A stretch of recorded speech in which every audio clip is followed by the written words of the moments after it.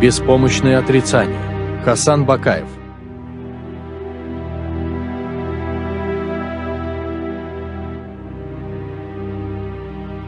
Честно сказать, изрядно надоели все эти беспредметные отрицания чечено-ингушского этнического единства в историческом прошлом, в том числе и недавнем.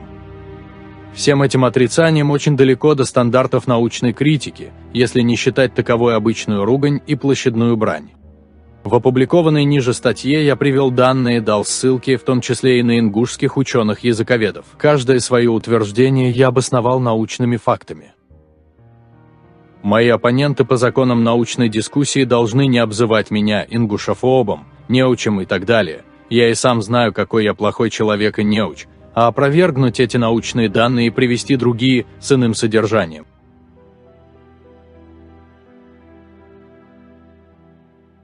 Всем своим оппонентам по этому вопросу я предлагаю самый простой и сокрушительный способ опровергнуть меня. Приведите хотя бы одну научную статью, газетный очерк, сказку, легенду, миф, эпическое сказание или беллетристику до 1927-1930 годов, то есть до инноваций Мальсагова-Яковлева, в которых упоминались бы этнонимы Вайнахи и Нахи.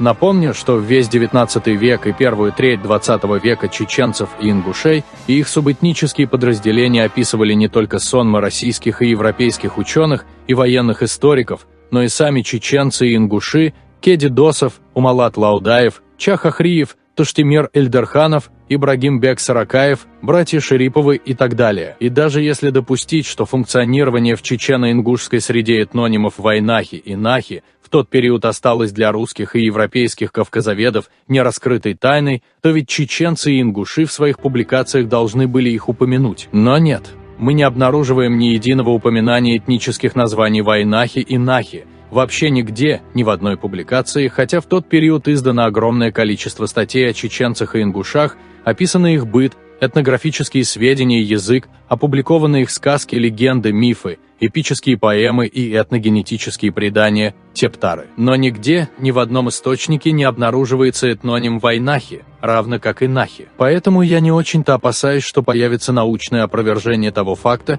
что вплоть до инноваций Заурбека Мальсагова и профессора Яковлева, произведенных около 1930 года, обобщающим инклюзивным этнонимом для чеченцев и ингушей являлось название Нахче, Нохчи, а не выдуманные этнические имена Вайнахи и Нахи.